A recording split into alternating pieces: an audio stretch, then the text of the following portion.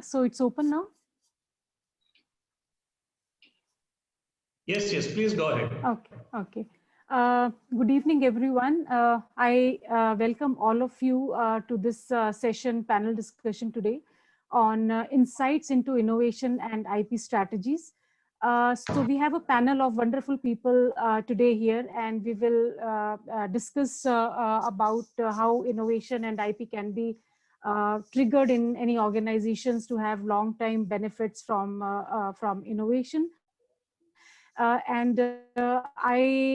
request Mr. Raghuram to address the audience first of all. And before that, let me introduce Mr. Raghuram. He is a senior advisor in Origin IP Solutions. He works with a range of global and domestic companies across various sectors, helping them in technology and IP management issues as a part of their business market strategy. So Mr. Raghuram has extensive experience with the technology commercialization.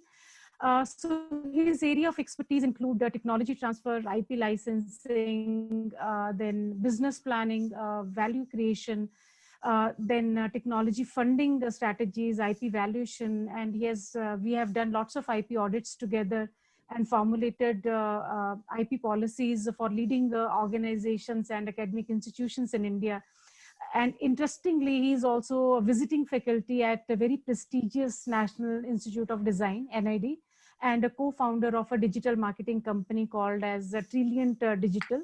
So, Mr. Raghuram, I welcome you on behalf of AIC, RMP, and Origin. And please, just give introduction of the event today. Okay, thank you so much, Bindu. It is, after a stint of about 25 to 26 years in the public sector environment, working on areas of technology transfer and commercialization, it is very nice to be a part of Origin IP Solutions. I've been associated with Origin IP for the past 6 years as a senior advisor, and as Bindu has told, that we do some very interesting work in the area which is related to the present topic, insights to innovation and IP strategy. Now, before I start, I was just, first thing is the theme of the discussion, and second most important thing, for me, definition of IP is very simple. I define management in my class as management is nothing but organized common sense. Okay, if I relate this to technology, for me, innovation, I define it is as simple as if you can take invention to the marketplace and close to the customer.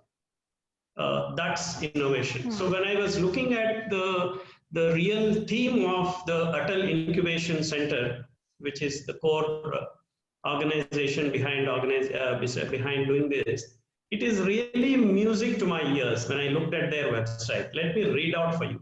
I think there is a lot which we need to take away from that. It says it assists the incubators in creating a sustainable, scalable, and profitable business model. Now, believe me, 28 years I've been in the field of innovation, and I can conclude many of the institutions have shied away from this word called profitable. And this is the first time that we are hitting an area where we are talking about innovation which leads into profitability. That's a real great change, and I'm very sure we are heading into a completely new phase of activities by taking up issues of this nature. The second most important thing, I'll touch upon the IPR strategies, because this is just an opening remarks. I will just give one on innovation, and the second is on IPR strategies, as per the theme of the conference. See, again, one more, what do you call, maybe I should not call it as a myth, but as a practice which has been happening. IP has always been referred to as an intellectual asset. Now, the biggest strategic change that has happened, which I would relate to IPR strategy, is for the first time nowadays, especially courtesy the startup, the incubation policies which are in prime time now. slowly that realization has happened that IP is an economic asset to any organization. I think if we can drive this, I am sure my other panelists will agree who are running innovative organizations where they are in hardcore business of innovation will agree with me. The moment you start realizing that IPR is an economic asset, not just an intellectual asset, or I think the entire game plan of building organizations based on technology changes and taking it to the global level. So with that too, I thought because it is a curtain raiser and an opening remarks, I thought one of my thought process on innovation I will share, and the other is on the strategy. I will talk more as we get along hearing to the other panelists. Yeah. Yeah, thank you, Mr. Raghuram. It was a very beautiful insight, especially I like the word economic asset, because definitely the whole game changes the moment we say, because intellectual property assets looks like more of investment. When we say economic asset, it looks like you have some room for the returns. So that's what, you know, the whole purpose of today's panel discussion is, like how we can translate innovation and IP into economic asset. And I feel the cycle is also, the complete cycle from idea to market is also completed when we convert intellectual property assets into economic assets. So thank you so much. And moving forward, let me introduce other panelists to you. I welcome Arun Iyer. Arun is an innovation evangelist, and he has close to 18 years of experience in software development and mechanical engineering simulation in engineering consultancy and automotive industry. He was innovation change leader, driving innovation culture in a leading automotive company called Delphi Technologies. He also is recipient of Glenn D. Hall Award from Delphi, President for Uplifting Innovation Output of India Center. Through strategic principle-centered leadership, he is a motivational speaker now and aspiring author. And he loves to promote innovations as a innovation coach. And he is designed for Six Sigma practitioner. So brilliant experience Arun has in the domain of innovation. And I welcome Arun to you in this panel discussion. And when we were planning to have the panel, we were very particular that we will have panelists from diverse areas of experience. And it's my pleasure to welcome my very close friend, Dr. Murli Mohan. Dr. Murli is a leading neurosurgeon and founder and managing director of Radak Medical Innovations. So he's a doctor and serial, I will not say innovator, I will call him serial innovator. And he's a practicing neurosurgeon at Sagar Apollo Hospital, Bangalore. He's a profound inventor and has developed impressive products like stereotactic apparatus and biopurifier. Biopurifier has been invented by him during COVID times, and he's been so quick in bringing this biopurifier to the market within a couple of months. I feel, Dr. Murli, it's not even 2 or 3 months ever since you developed this particular product, designed this product, and you already see that this product is already in the market. And yesterday's news was that leading hospital in Bangalore, Jayadeva Hospital, has implemented his technology and got his products for air purification of operation theaters. So that is brilliant, and we look forward to hear from you more about this particular product. So I welcome Dr. Murli, and we really await to hear your inputs and views. Thank you so very much, madam. That was very kind of you. Wonderful introduction. Thank you so much. So next panelist is Mr. Shiva Kumar. So Shiva has over 20 years of experience in software services and products, the industry across roles in strategy, sales, pre-sales, delivery, and IP. His career includes stints at TCS, Capgemini, PSI Data, and Planet Asia. Prior to founding his company, Bionic Yantra, His most recent role was Global Leader for Incubation and Assessment of IP Solutions in Capgemini India Private Limited.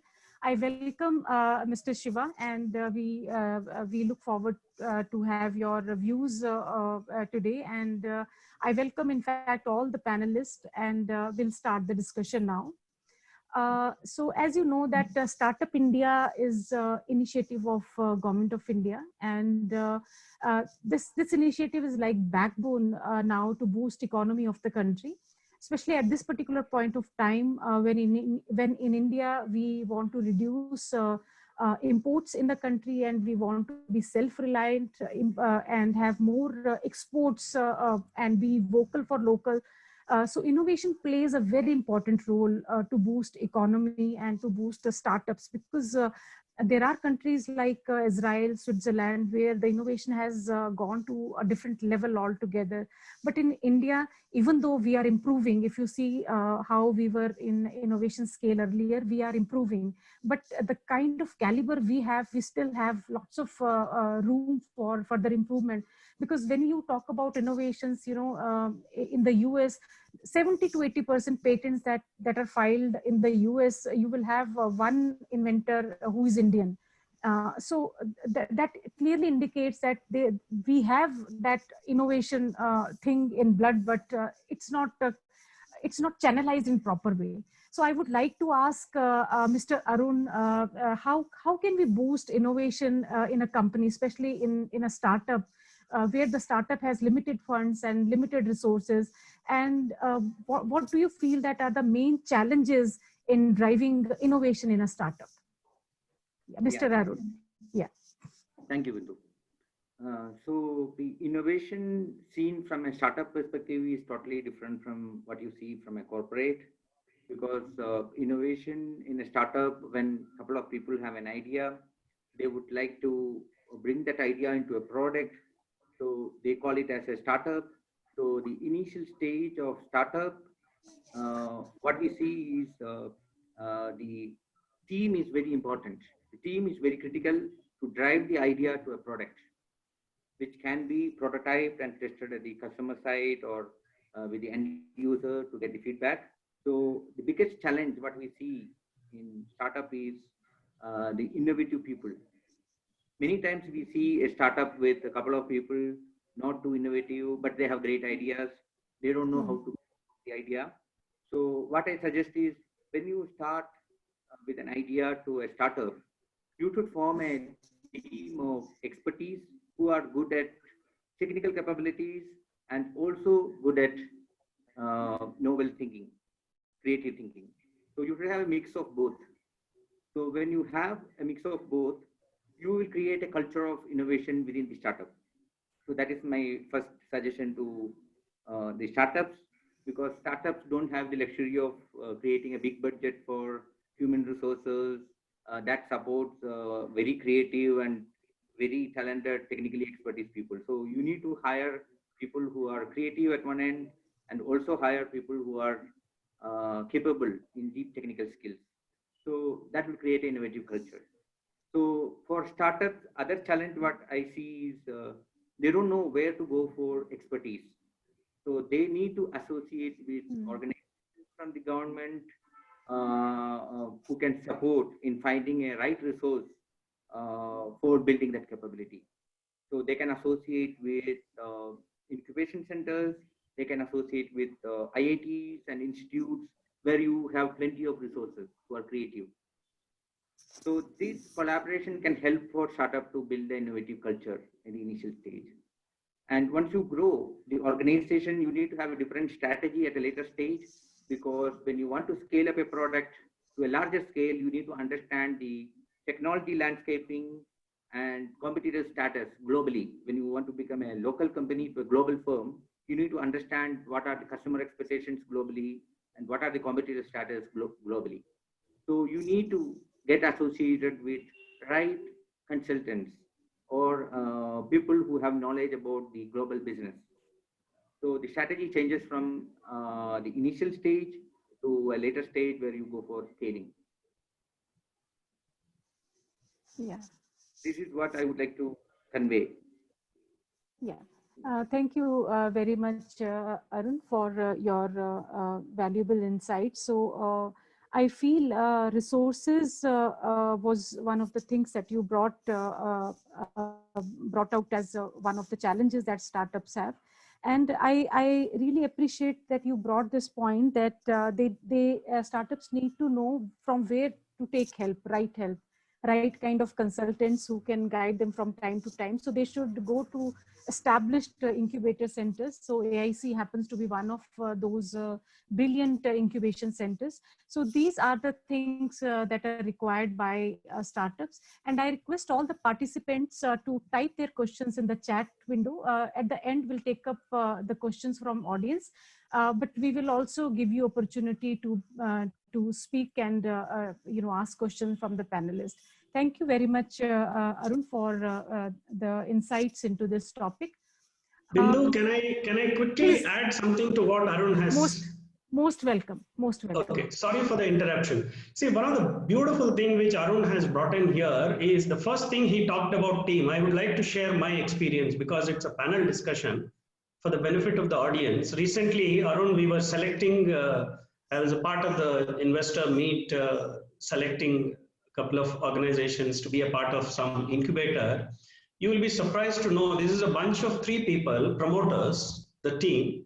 2 guys are excellent in the technical aspects of what they have as regards idea innovation is concerned. But believe me, of course, we were very sure about the technical capability. But what helped him gain a seat in that incubator is the 3rd guy.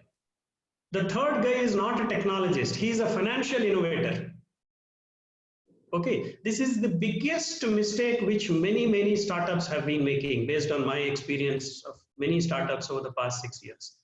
They tend to forget there is a lot of innovation that needs to happen in understanding finances when you start a business of your own. Okay, so the 3rd guy had a brilliant experience on understanding this model, and that guy has an edge to this team to get investment in that level. So it's a good point. Team is very important, but as I told you, I again repeat to what I have told, we all, I mean, all of us being in the technology area, having spent 20 years, 30 years in the technology area, we tend to get bogged down in technology.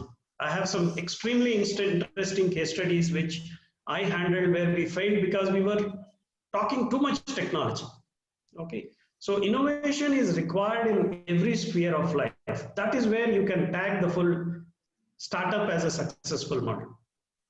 I thought I'll just add this. Yeah. Thank you. That's very, very, very nice. Very kind of you. We'll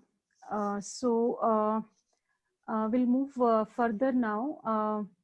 So now when we talk about the organizational structure of a startup, it's very different from a corporate, not only in terms of, when you think of startup, the first thing that comes in the mind is the funding and I somehow feel that not apart from funding, one of the other issues is not very mature policies to handle innovations.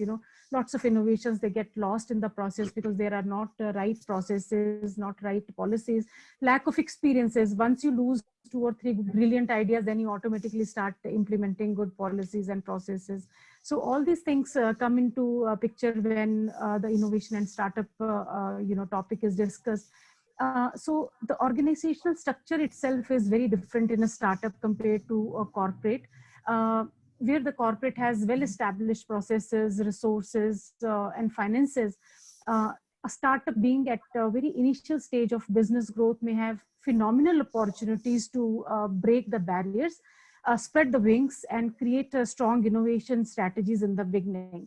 So I would like to ask Mr. Shiva Kumar that how different is innovation strategy of a corporate from a startup?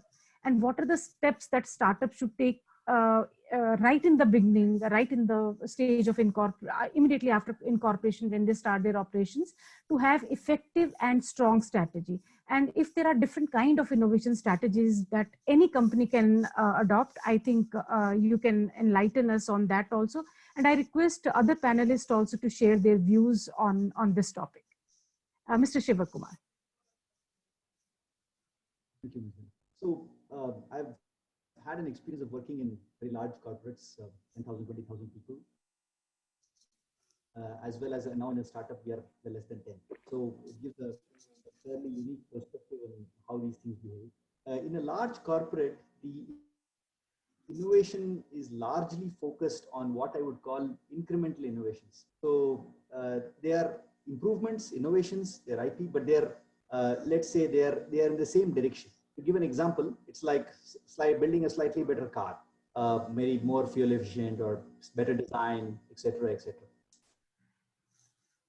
The reason behind this is that they already have, large corporates already have revenues, they have a set market, they have price points, they have customers. So it makes sense for the corporate to invest its innovation money in a direction that is, propelling it further. That is not to say it shouldn't take up other businesses or other radical ideas, but it's usually it's easier for a large corporate to do it this way. In a startup, there is no set market. It's basically, well, a few people with a bright idea. So you have to discover a market, you have to build a product, and then you have to match the two and pray to God that it all works. I use the word pray to God it all works because there is so many variables that one has to encounter when you're starting a company that without that generous slice of something called unknown called luck, it's very hard. There is an issue of timing. Your product has to be at the right time for the right people, and you have to be in the right market, and you have to be probably one of the few people who discovered that market, because if 500 people have already discovered that market, then you're not going to be very successful. So all of these matter, and that's why a startup is better placed to do what I call disruptive innovation, which means you pretty much come up with something that nobody has done before, or do it in a completely different way. You solve the same problem in a completely different way. To give a similar example, instead of building a better car, you maybe build a drone or maybe a flying vehicle, something like that. So it's quite different. It doesn't exist before. And there is a reason why large corporates tend to shy away from this kind of disruptive stuff. The reason is simple. See, it's a large corporate is like a ship, an ocean liner. Imagine a large ship carrying 5,000 people sailing in the high seas. Now, the people inside, who are the employees or the managers who are doing it, they don't feel the impact of the waves. If a wave comes in one direction or the other, they don't feel much. You only have to make sure roughly that the ship is cruising in the right direction. And that's the kind of innovation that I call as incremental or sustaining innovations. On the other hand, a startup you can visualize it as, let's catamaran or a raft. Now in the high seas, and if I say wave, it is almost like the wave from the market, because the feedback from the market is that's real for a start. It's every movement one has to be extremely careful about how one manages it. And this is one major aspect, the difference between a corporate and a startup. The second key point between a startup and the corporate is that there is a difference, the approach to process and output, or outcome rather. Now, in a startup, outcome is all important. If you don't get a sale done, you probably will close down, or you'll not proceed very much. So outcome is very important. If you didn't do it in the right process, well, it's okay. You can still life can still go along. On the other hand, in a corporate, if you don't follow processes, because there are a very large number of people or teams involved, everybody is going in chaos. So the outcome will kind of happen, but it will get messed up if you don't follow a common process, a commonly agreed and streamlined way of doing things. That is what a process is. So these are two big differences between the way innovation and IP is done in a large corporate and in a small startup. There is also you mentioned about IP strategies. Now, for a startup, the strategy that works is something that helps it survive. Let's be very clear about that. So, as Mr. Raghuram mentioned, it's one has to focus on the, he mentioned about common sense being clothed well, and that's essentially what management is all about. I'll use a slight variation of that.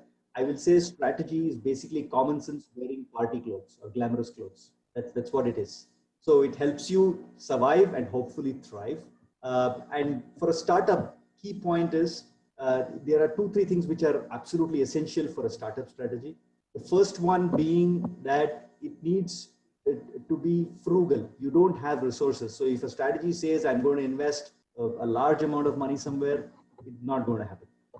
No investor is going to bet that big on a small startup without it being validated. The second part of it is over intelligent or close to the market you could be, the promoter, the key people could be. There are always changes in the market. So you have to have an element where it is very nimble. So every week, every fortnight, things change. Your strategy has to be, you have to move with that. And last but not the least, you have to be, the strategy or whatever you proceed has to be flexible enough to accommodate change. So if you say I'm going to shift direction and then I break down, that's not a good strategy. It's one has to factor in that it will change and be flexible enough to accommodate it. So these are some 2-3 aspects of what, and a couple of points on what specifically a startup would need to do. First, the strategy needs to have identified a market. Very often people get carried away by the strength of the idea or the technology. Without a market, it will not survive. Right? That's absolutely imperative. It's maybe obvious, but somehow in the heat of the moment and how lovely the idea is, people sometimes get carried away. And that's important to remember, that without a market, there is no product, or there is no. The second aspect to note is that one always needs friends, allies, or partners. For a startup, it's very critical. So it could be somebody on the product side, somebody on the marketing side, somebody, and they could be consultants. They go by various names, but basically you need allies. You can't do everything yourself because there are a handful of people, and you can't be expert. So that is a rather essential part of what an IP strategy could be. And last but not the least, Mr. Raghuram mentioned about IP being an economic asset. I will go a little further with his permission and call it IP is only that which is monetizable. So if it is not monetizable, it remains in a book or as an idea, which doesn't help anyone. I think, at least in India, we have kind of shied away from the word profit. Profit is not wrong. You need profit to earn a livelihood, to pay salaries, to feed your other things. But the key point is, without that, there is no business. It's not, even if one is doing a social business or social cause, you still need people to pay salaries, etc. So my advice or input, recommendation to many wannabe entrepreneurs is that while your ideals may be lofty, don't lose sight of the fact that you need to make profits. There is no need to be embarrassed about it. I think that's what I wanted to say. Yeah, thank you so much, Mr. Shiva. So that was really nicely explained, everything. So the first takeaway from your answer is that startup has capacity to break the barrier and come up with the disruptive innovations, because risk-taking capacity in a startup is much higher than a corporate. So if it is, when it is a small organization, it is easy to move faster and take diversions. It's like you have a bicycle and you can go to any lane you want. But when you become big like a truck, then even taking U-turn becomes, very, very difficult. And then your liabilities are more. You have to have your employees. And then corporates are also too much process driven. So small change in the process, they have to go through long procedures, and that really reduces risk-taking capacity of of a corporate. And when it comes to IP strategies, I feel IP strategy can vary from organization to organization depending upon the mindset of the higher management, and also the kind of technology the company is in. IP strategy of a pharma company, of a software company. Okay, so and IP strategy also is something that has to be reviewed from time to time. When you are a small organization, your strategies may be different, your priorities may be different. But when you grow further, litigation could be one of your strongest IP strategy. But initially, you cannot even think of touching that particular domain. And another thing was that without market, idea will not survive. So you may have a brilliant idea, very strong IP. I always emphasize on this point. There are ideas and very good patents. Very good patents in the sense that they go through in the prosecution process with least quality is very good, content is very good compared to existing knowledge or prior art. The patent is very good, strong patent, but they fail in the market. At the same time, there may be innovations that don't fit into the scale of patentability or IP registration in a very strong way, but they perform very well in the market. So there has to be balance between your idea, intellectual property, and the market needs. Okay, and then partners are definitely required. You cannot do everything on your own. You need partners at every stage of your business, and that's how there has to be a good blend between IP, innovation, and idea, and further the market, so that so that the money that is invested in the R&D is fully justified, and the R&D expenditure is at least equivalent or in proportion with the kind of revenue the particular product or idea is generating. So much, Shiva. Any other panelist has something to add? I would like to add on one point right now. This is regarding the corporate innovation. When we see corporates, we see corporates which are focused primarily on research and development. They have a product portfolio. They have a roadmap for how to make a product for a global market. But when you see another corporate which supports the global operations, I see a great gap in understanding innovation and giving the awareness about intellectual property, because engineers are always busy, committed to their projects. If you ask them, are you an innovator? They will say, we don't have time for innovation, because they don't understand that it's done abroad, not in India. We are just here to support the operations. So that mindset we have to change by giving awareness in the institutes, especially the institutes and corporates that support the global operations. It could be a software testing, it could be a system validation, it could be even a mechanical simulation. We should give the awareness to corporates that innovation is your responsibility. When you come up with an idea, at work, you have to document the idea, protect it. If it is a patentable idea, you have the right to protect the idea. Many times we see we file less number of patents, and abroad we can see many patents in similar lines, and intellectually we are draining from India. So that has to be stopped because most of the corporates which are focused on R&D, they have a portfolio, but many companies which don't have R&D portfolio, they can also focus on innovation. By innovation, by best practices, bringing automation into the work, and appreciating the employees for their innovative ideas. If you see my example on innovation, the innovative idea of controlling the temperature in a high temperature fuel cells, the idea strike to me from kitchen, find out a mechanical device that could control the flow. So I implemented in the sketches, explained to the patent board that you can create an excellent product out of what you see from day-to-day life. So having an eye on day-to-day activities, being creative in thought, bringing to the corporate that you have an innovative idea to solve the problem. That is very important.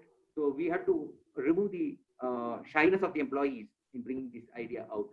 So we have to create an awareness at corporates to bring the idea out, because there is a lot of scope for innovation in India, I believe. Even though we all support global operations, scope is large for innovation. So you don't see a direct business benefits from intellectual property and protecting the idea, we have great scope. Yeah, I completely agree with you that India has to come out of Jugaad innovation tag and have innovation tag, going forward with all the initiatives that we have in the country right now. So for in any organization, especially R&D driven organizations, there are lots of ideas generated. So in my experience, ideas are there, but what we lack is they are not able to analyze the ideas, whether this idea is worth protecting or not, whether it's really innovative or somebody in US, Brazil has already done it. So that is one of the challenges that the companies face today, and the number of ideas are more. But when it comes to registration, every idea costs you. So how to screen through those ideas and narrow down and decide, because when you go for IP registration, first is it's going to cost you, and secondly it should make business sense to the higher management, because they are investing money and no investment is complete without returns. So screening idea, I feel, is very necessary for any organization, which requires in-house expertise, right policies and right processes in place, so that and that brings some kind of trigger also in the R&D company. Now when a researcher comes up with new idea, but he does not know whom to talk to, because there is no right policy in the organization. Even if he knows whom to talk to, he is not sure whether he will get acknowledgement or recognition for his idea or not. Tomorrow he leaves the company, and what happens later? Whether his name will be there in patent application, whether he's eligible to get a small portion of royalty is not clear, because you don't have in the organization right policies, right processes to channelize the intellectual property or the innovation. So I would pass this question to Mr. Raghuram, that how do we identify in the innovation that there is potential IP which can be registered, and how do we do due diligence of that IP to find out? Because in IP also there are lots of frameworks. One IP can be eligible to be registered as patent, whereas second IP could be only design. Then if it is a software, copyright, and there are some products where you need everything. If you take a typical example of probably products like iPad, design may be applicable, copyright may be applicable, patent may be applicable. So how do we find out which IP should be registered for a particular product? And what are the kind of policies and the processes that have to be implemented in the organizations to channelize the ideas in effective and right manner? Mr. Raghuram.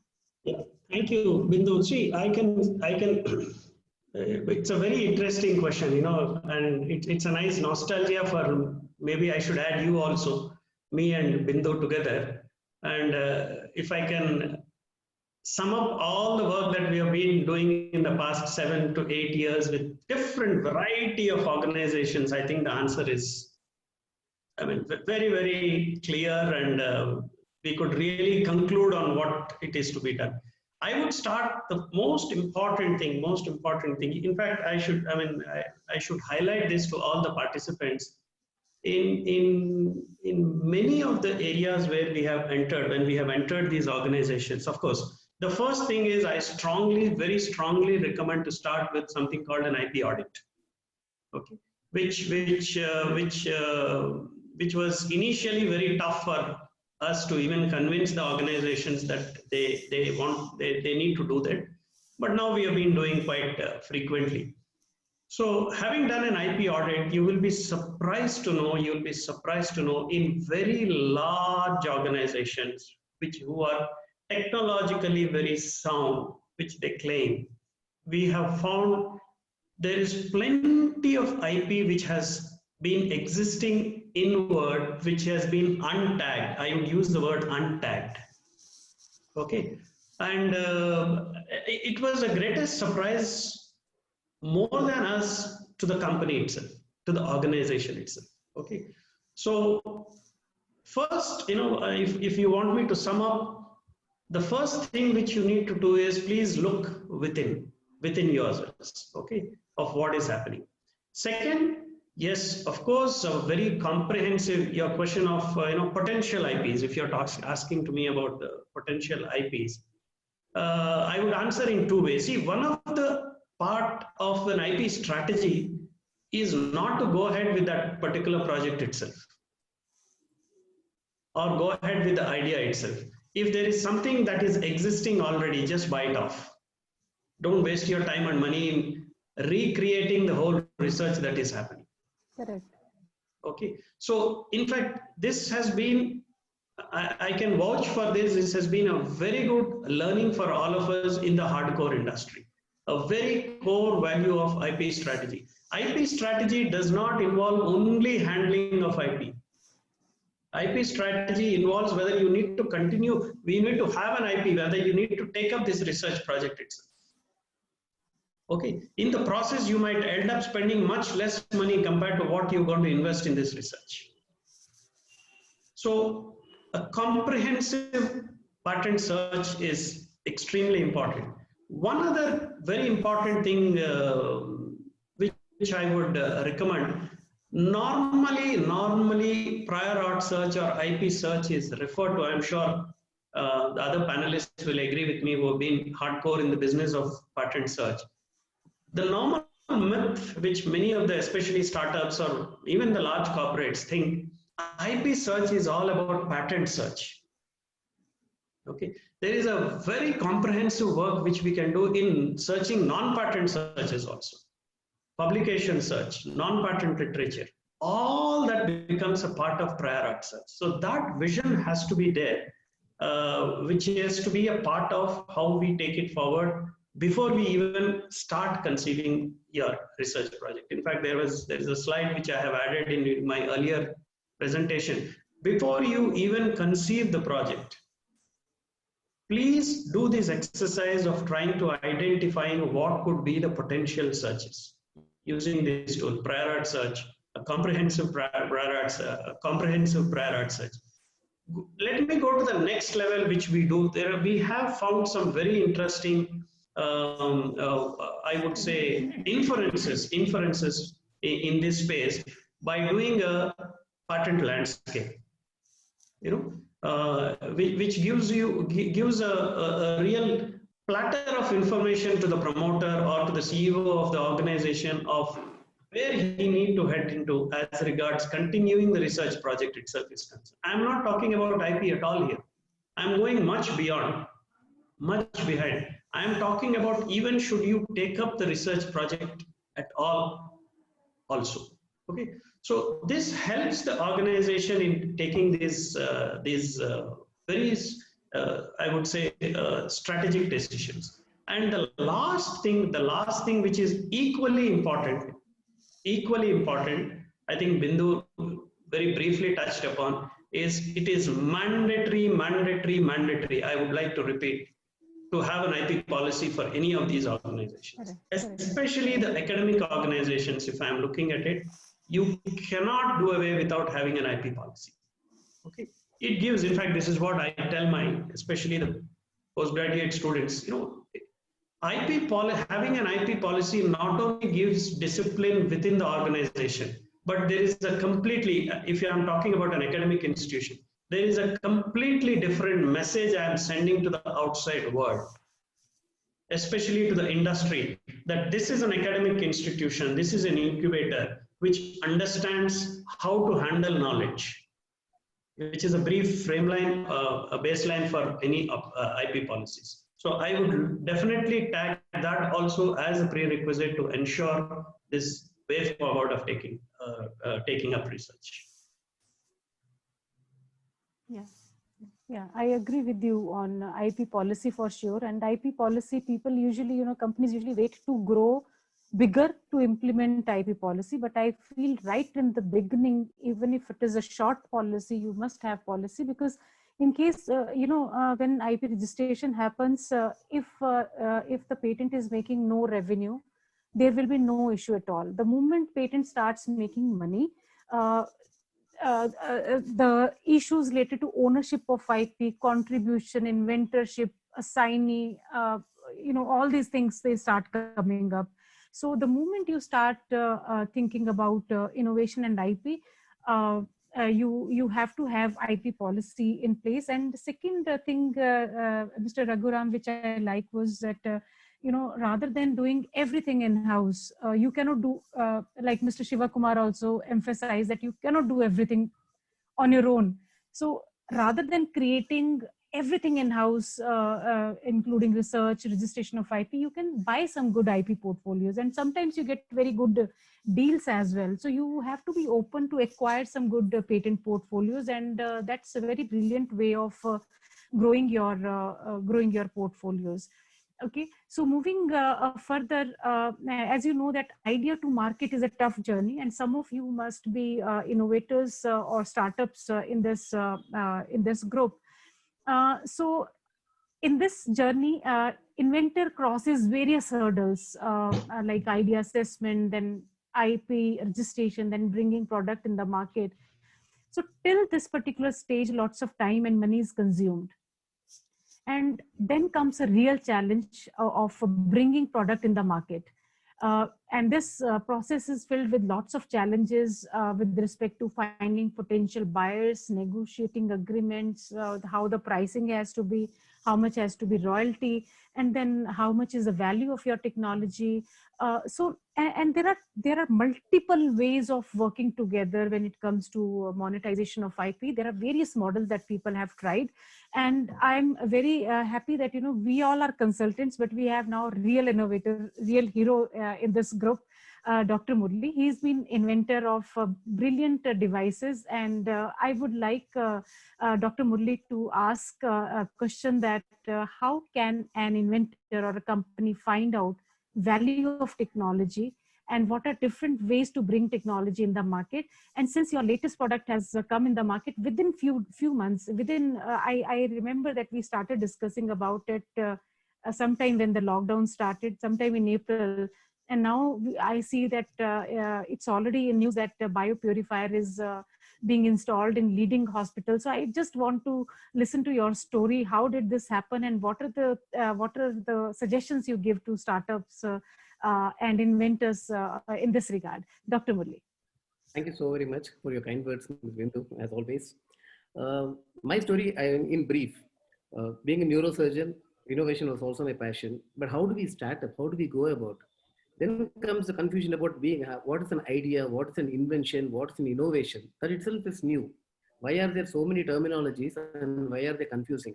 Now, from a startup point of view, the entire story is different when compared to the corporate side, which Mr. Shivakumar and others dealt in detail.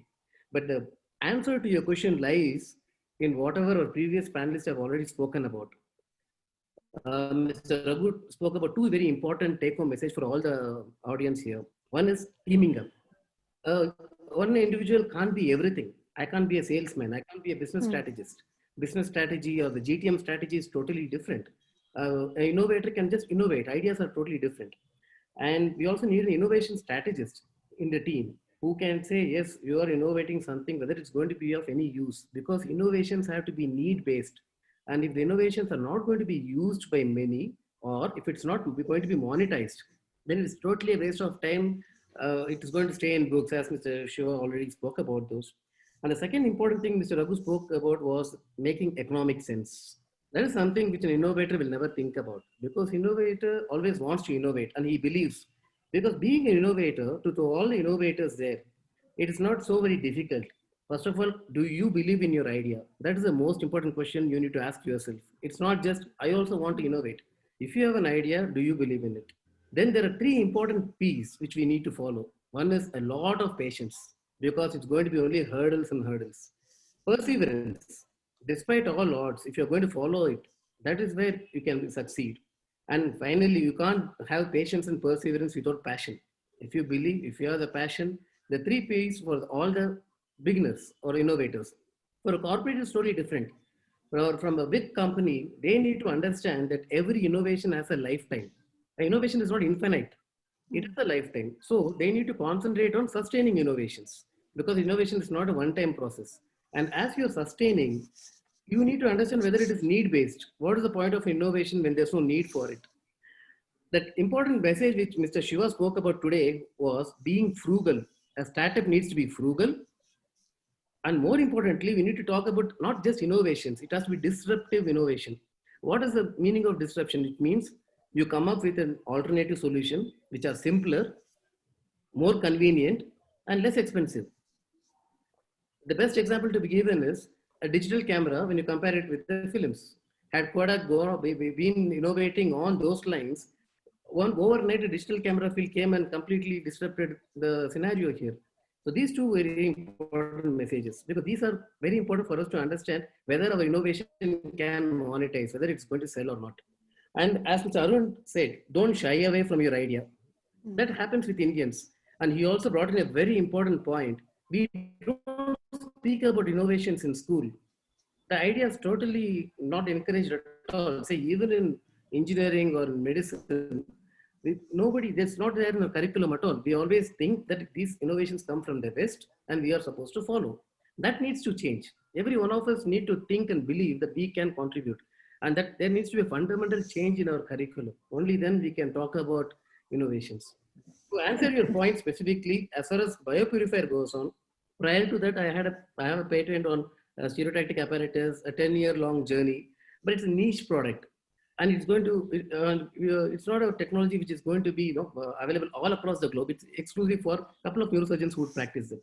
But when the pandemic set in, and me being a surgeon, when there was a lot of uncertainty whether I'm going to be alive in a couple of months from then, in the month of April and May, it was a new virus. Nobody had any idea about how it's going to turn around. I spoke to you in month of May. What would be the device which would give me the confidence as a surgeon to walk into my OT and operate? That was the question. So this was a need-based innovation. This was not something which I really wanted to innovate. So we already knew there's something there. And then how do we crack it up? Then we came up with the brilliant idea of a biopurifier. We have commercial air purifiers, but we don't have a biological sanitization device. So with all the existing technologies, most importantly, teaming up with the right people, like-minded people. And during the lockdown, all my engineers had to evade the lathi charge, reach here, and then we sat and then we came up with this design. And being a startup, like it's just like riding a bicycle. We can just switch on different lanes, unlike a truck, which is going to be very difficult in a large company. From a stereotactic apparatus, which is a totally niche product, to a biopurifier, which later on made sense. It's going to be a commercial product. Though initially it was a selfish motive of we doctors being alive, today it can be installed anywhere. We can bring back lives back to normal. Say in movie halls, we can restart movies.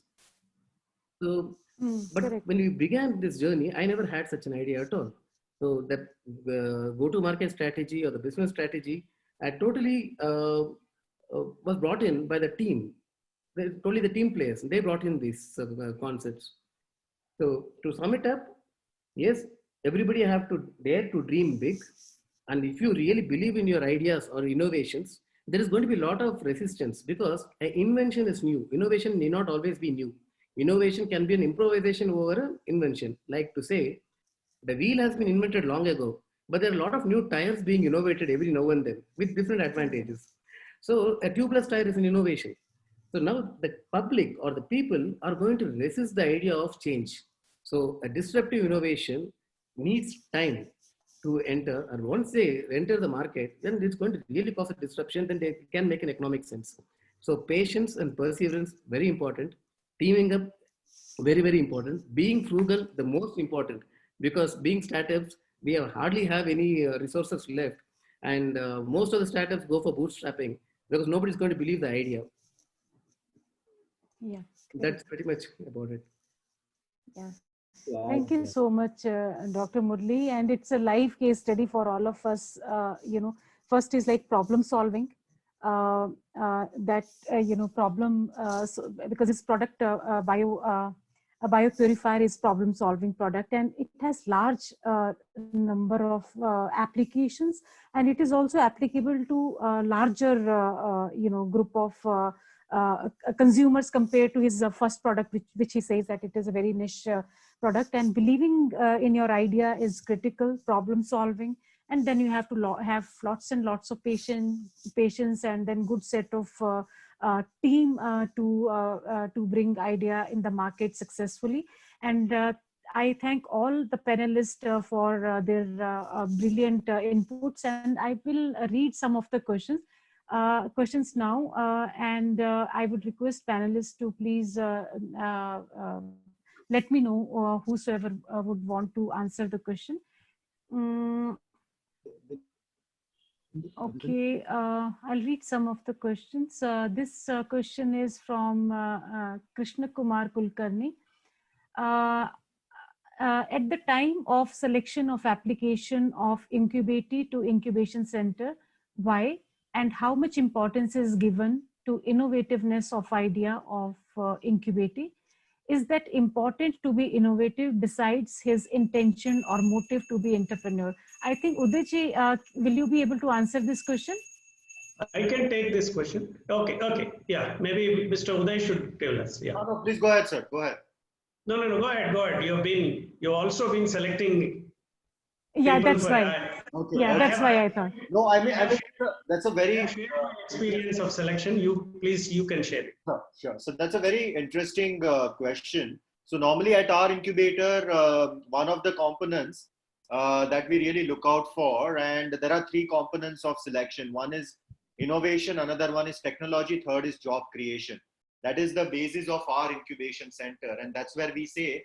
And the question leads to another important insight, which is about the intention or motive to be entrepreneur. So again, I mean, the innovation, that's not the only thing. Whether that particular innovator can really wear the hat of an entrepreneur or not is very important within that, because most of the times what we see is you could be a good problem solver, you could be a great innovator, you could be even a great patent filing, and you could do all those things. But if you cannot start a business, manage your business, then all these efforts goes in vain. And I believe that's a very important question of an incubator. When you select an entrepreneur, you really need to see from not just the innovation perspective, but at the same point of time, whether that innovation, the entrepreneur has got a capability to commercialize that innovation. And that's the reason we talk about profitability as well. Because it's not just intellectual part of it, it's also economic part of it, is also incubator has to really look into it. Otherwise, there are a lot of foundations, National Innovation Foundation, and a lot of platforms that are being there. But it's very important that you stay focused and then find out innovators that can really wear hat of an entrepreneur as well, or has got some sort of experience earlier of working with entrepreneurs, because that's altogether a different ballgame. Because if you haven't really have experience or have taken that path, then it takes a lot of time to really learn, unlearn, relearn that particular process of entrepreneurship. So that is what my insight to this question is. Hope so it helps. Yeah. Thank you, Udayji. Any other panelist would like to add something? Yes, I have. I mean, please definitely, as I told you, I completely agree with Udayji on this, but I would again, in fact, one more interesting case study I can share about our experience where.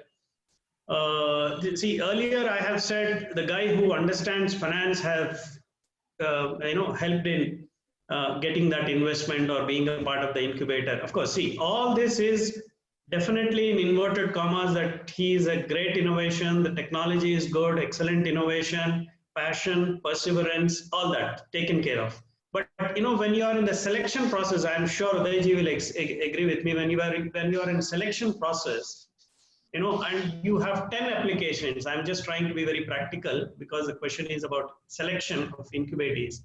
When you have 10 applicants or 20 applicants, and 50 to 60% of the people qualify all the 3 P's. Technology is good, market imports, all those things definitely come up. Then in such a situation, definitely this issue of who can be disruptive in the whole process. comes up as an important and interesting decision-making process.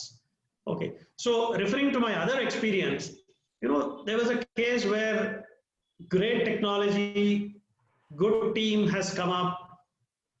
We were very convinced about the technology. We were very convinced about the innovation. But when we looked at core into the relationship between this, there were 3 team members who have come in for presentation. And only 2 of them, as I told you, I'm trying to be very practical. Only 2 of them are part of the promoters stream. The third guy is only a consultant.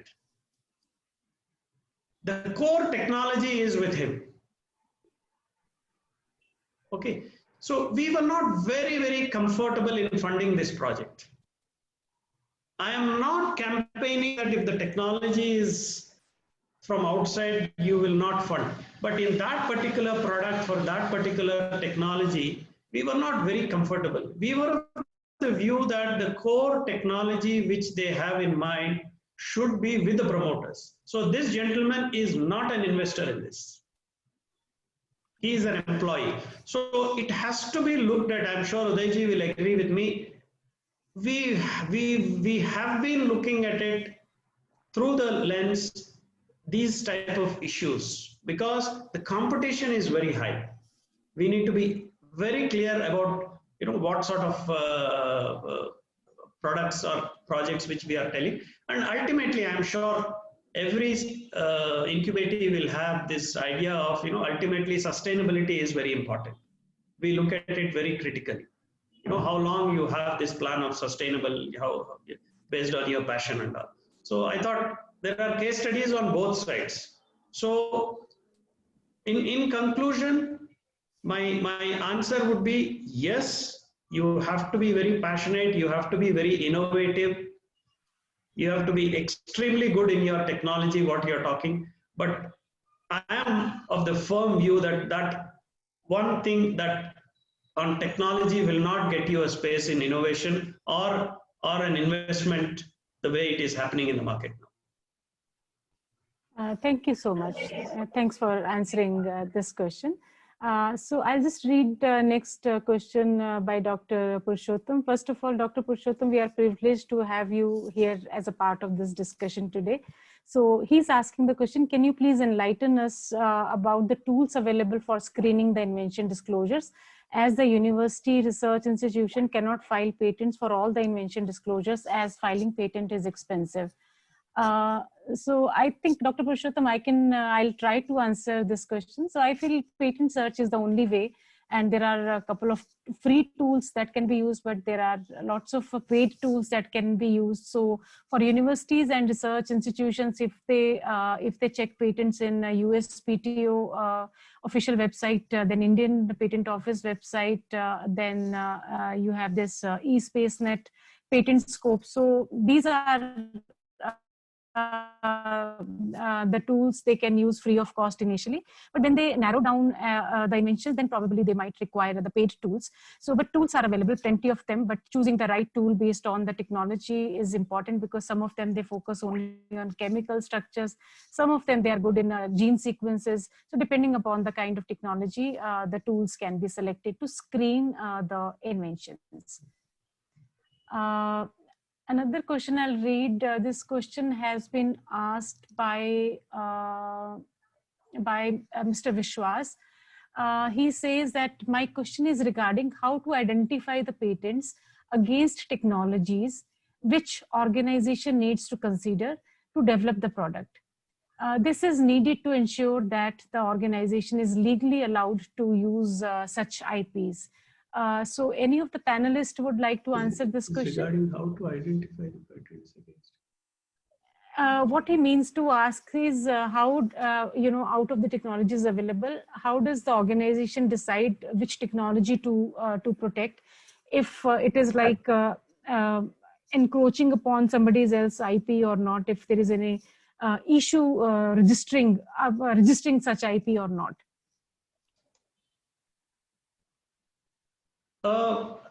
So if I don't know if I have understood the question right.